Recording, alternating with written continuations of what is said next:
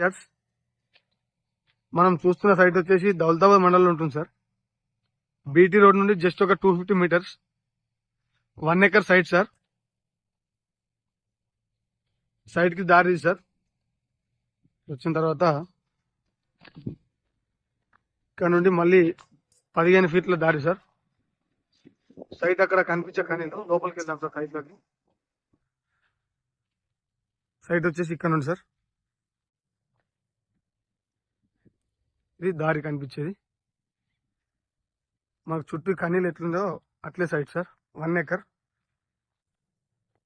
ఈ సైట్ మనకు JBS bus stop నుండి 85 కిలోమీటర్స్ వస్తుంది సార్. అలాగే శామీర్పేట నుండి వచ్చేసి 65 కిలోమీటర్స్. గజ్వేల్ కి 27 కిలోమీటర్స్ దూరంలో ఉంటుంది సార్. 1 ఎకర్.